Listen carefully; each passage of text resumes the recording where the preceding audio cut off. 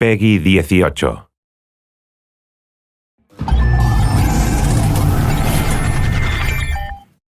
Hello everyone, I'm Colin Graham. I'm the animation director on Watch Dogs, and today I'm excited to present to you a vertical slice of the Watch Dogs free roaming experience. So actually, this is not a mission. Everything we're going to showcase today is completely systemic, and we're free to do as we please. We start off in the wards, the low-income district of our interpretation of Chicago. When creating the world of Watch Dogs, we wanted to stay true to the city and give a unique flavor to each and every neighborhood, not only in terms of the architecture, but also in terms of the people that you'll encounter and what is happening in their day-to-day lives. In the wards, you'll see working-class citizens, rusty cars, gang members, abandoned houses, and low-grade pawn shops. It's really not the kind of place that you're going to want to be alone after dark. Nowadays, modern cities are increasingly managed by software, controlling traffic lights, electricity grids, and surveillance systems. In our version of Chicago, this management software is called CTOS, or the Central Operating System. The CTOS controls everything in the city, and it was created by the Bloom Corporation. Since the CTOS has been installed in Chicago, people get to work faster, the crime rate has dropped, and the communication networks are now more accessible and stable than they ever were before. It goes without saying that if everything is connected, somebody able to take over the system would be extremely powerful. At this point in the game, we don't have control over this district's CTOS system. The icons that you see over people's head mean that we cannot hack into their mobile devices at the moment. We need to find the CTOS control center, install a backdoor virus into the system to take control over all of the infrastructure in this district. There it is, the CTOS control center.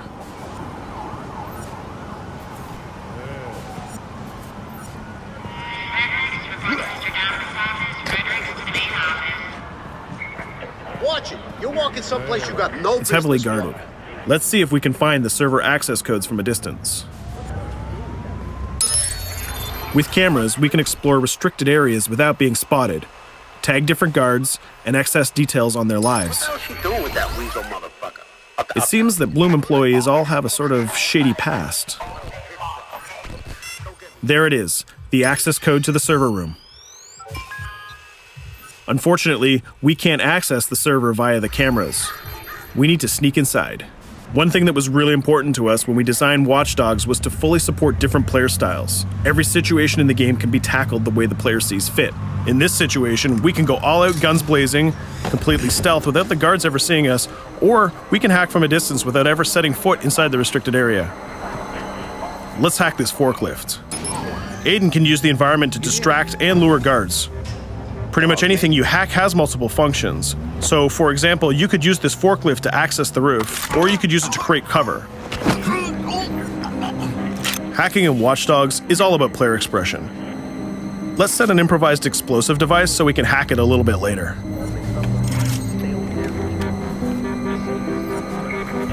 You'll also notice Aiden's low-profile stance. This indicates when the guards are unaware of our presence. We'll try to reach the upper level of the building to see if we can gain a vantage point over our opponents. Everything in the environment can be hacked, so we're going to make some dynamic cover. That's how you spend a day off. Some quality meat. We'll use this forklift to lure the guard towards our IED that we set earlier. Let's see how this plan unfolds. You're working them on.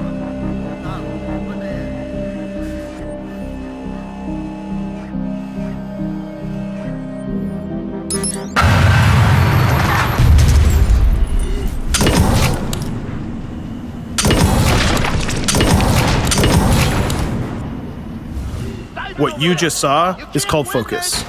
It represents Aiden's analysis capabilities and his quick reflexes. This gives the player more time to combine core game mechanics together, such as shooting, hacking, and driving, in order to handle more complicated situations.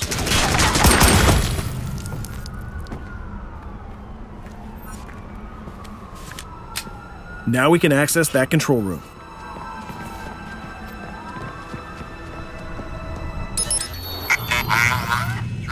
Drop 2, 5.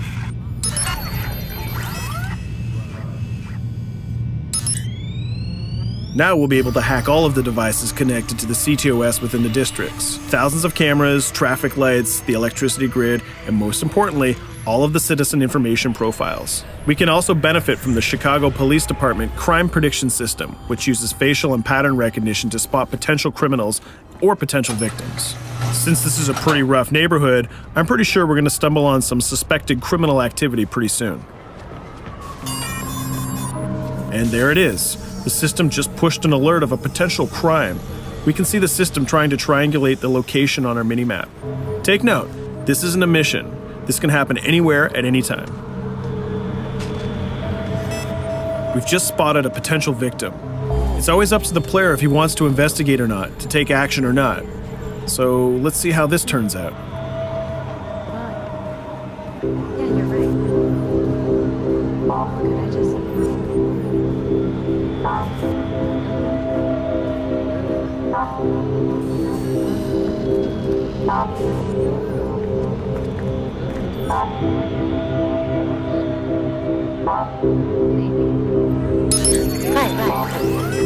You think you're leaving me? Huh? Jesus, I told you to stay away from me! You belong to me now. Get it? You better leave or I'll call the cops! I'll fucking kill you, goddammit. Get off! Yo! That was close. Good thing that we intervened. We managed to prevent the crime, but we triggered a chase. From here, the criminal's behavior is unpredictable. He can try to get away, shoot back at us, surrender, or call for backup.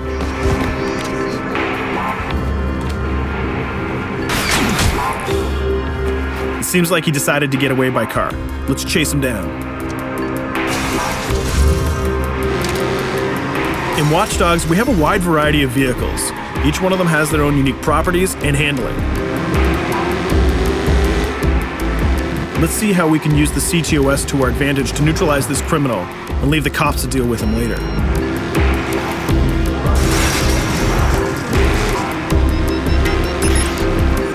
The chase stops right here. Using the blockers usually reserved for the cops during interventions, we managed to stop this criminal without killing him. This gives us a reputation bonus. This system is at the core of the Watch Dogs experience. Depending on how we handle different situations in the game, the media and the citizens will have a different perception of our hero, whether he is a true vigilante or a reckless criminal.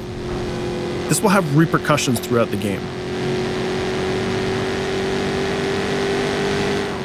Now, let's head for the Loop, the historical district of Chicago, where you're going to find the most iconic buildings in the city.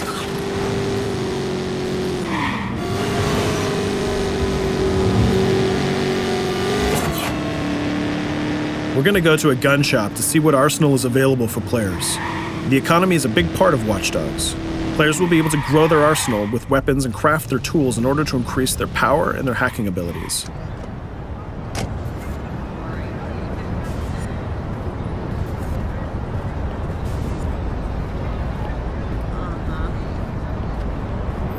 No, it's okay.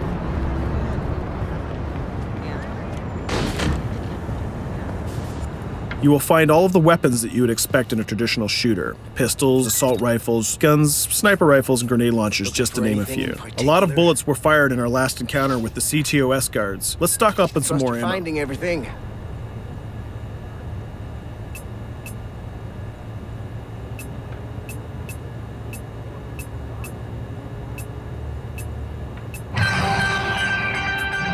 As we mentioned earlier, the media keep track of your actions and the citizens are going to react according to the perception that they have of you. Here, the media is reporting a crime in which you are the #1 suspect. The gun shop owner recognized you and decided to trigger a silent alarm to notify the police. Copy that. Possible wanted suspect presumed armed and dangerous. Police are now trying to locate the source of the threat using the surveillance system in the city, represented by the yellow circles on the minimap. Come in, PH3.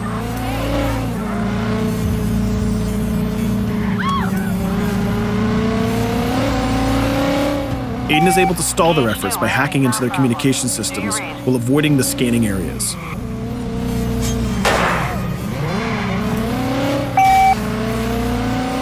PH units, do you copy? Repeat, squad to all PH units. Once they've lost our trail, we can go back to our activities.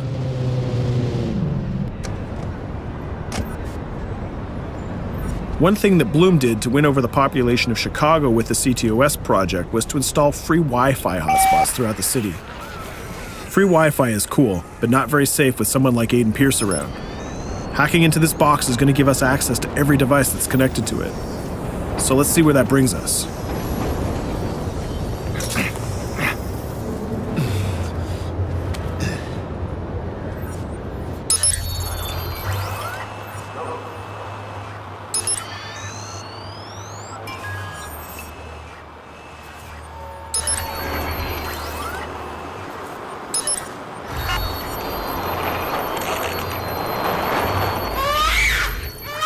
We just hacked into the webcam of a laptop. It seems that we're in the apartment of a mother and we can hear her baby crying in the background. Her bank information is in her mobile phone sitting right there on the table in front of us. It's totally up to the player whether we decide to steal it or not.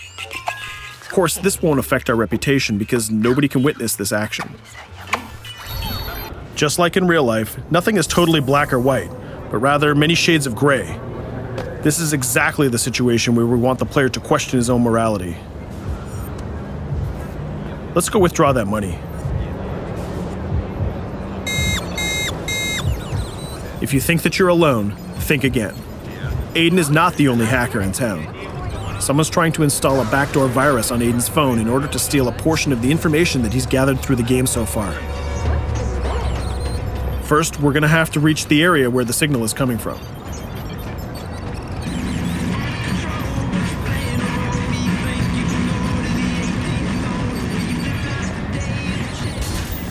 Using our profiler, we're going to try to identify the hacker before the installation finishes.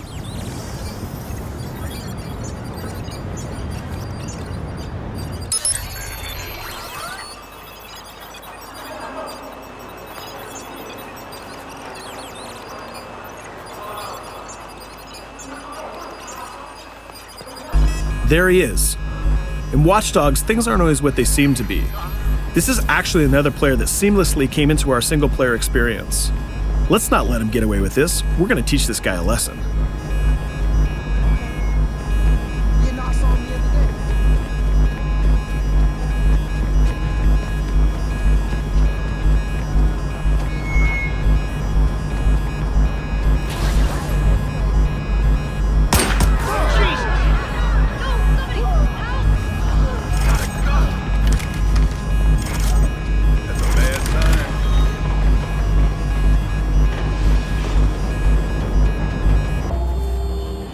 We stopped the hack, but the hacker managed to get away. I don't know about you, but we can't let this pass by. We need to retaliate. Using the grid, let's see if we can find that second player. There he is. Let's enter his game seamlessly.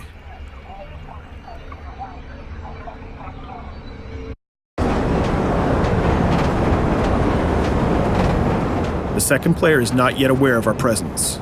If we act carefully, he might think that we're one of the many NPCs in the city.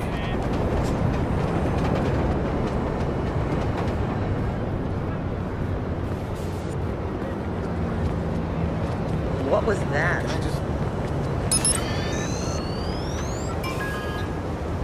So let's find a place to hide and start hacking. What's going on?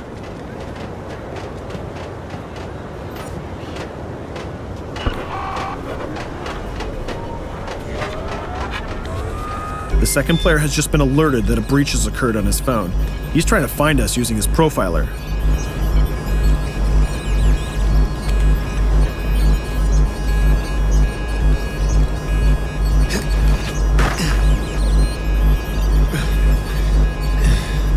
He's dangerously close. Let's hide in the car. We're spotted. Let's get out of there.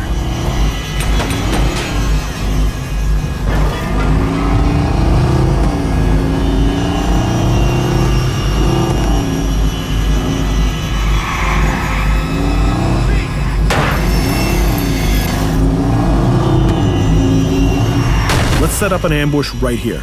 By dragging the other player back here into the alley, we make sure that no civilians get hurt during the firefight.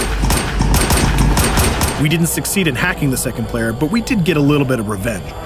So that's what we have time for today. We hope you enjoyed our quick gameplay session. Stay tuned for more about Watch Dogs.